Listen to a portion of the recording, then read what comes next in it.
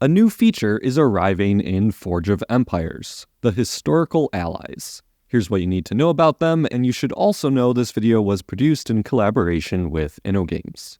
The allies are somewhat like emissaries from the cultural settlements, where they give bonuses to buildings in your city. However, instead of going in the town hall, allies can be placed in specific buildings with rooms available for them. Currently, the only building with a room to place an ally is given out with the launch of the feature, the Timeless Junction. Just make sure you search your inventory for it.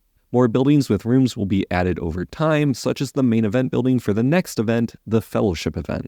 Currently, allies are focused around boosts for your city. The first one, the Spartan Soldier, gives a simple attack for attacking armies boost. All players receive the level 1 Spartan Soldier, common rarity, with the launch of this feature. He provides a 12% attack boost at this level, but if you are able to level him up or increase the rarity, this boost will increase. Currently, there are no ways to level an ally higher or get higher rarity ones. We will have to wait and see how they plan on introducing this mechanic. However, the data for what the allies might offer at higher levels are in the game, but take it with a grain of salt as it may change. For the Spartan Soldier, this is the attack boost he might provide. At legendary rarity and level 120, he may provide up to 113% attack boost. The two other allies in the game, Alexander and Arminius, are available in the Fellowship event. Alexander provides an attack boost for attacking armies, just like the Spartan Soldier, but stronger, and Arminius provides an attack boost for attacking armies in guild battlegrounds specifically. For Alexander, he may provide up to a 563% max attack boost at legendary rarity, and for Arminius, an 845% boost. Again though, we still do not know how these allies will be leveled or how to get those higher rarities, and those stats may still change. For now, we're stuck with the level 1 versions where Alexander provides a 60% and Arminius a 90% boost. There are currently only 2 ways to get allies in the game, and both involve events. In the Fellowship event, Alexander can be achieved via a series of fragments from the grand prizes and the first mini-challenge of the event. Arminius is only available from the second mini-challenge of the event, again as fragments. As this is only the first iteration and we do not yet know a lot about how these rewards work, I can't say for certain whether it will be possible to get additional fragments of these rewards should you miss some.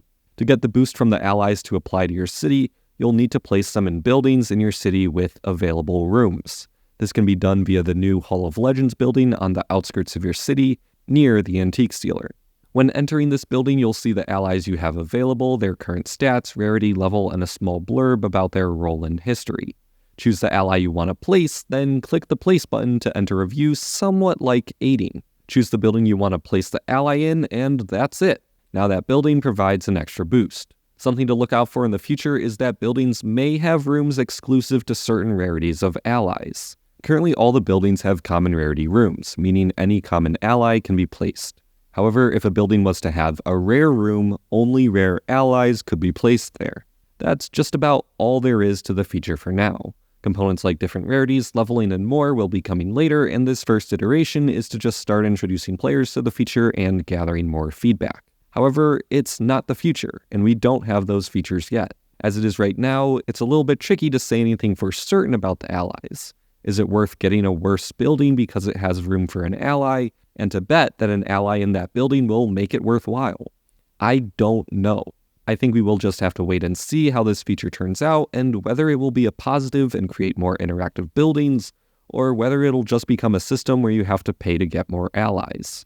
In my mind, it's far too early to issue a judgment, but I'm hopeful that it will be improved and iterated on in a way that's good for the average player. Until then, let me know your thoughts in the comments down below, and as always, I'll see you all next time.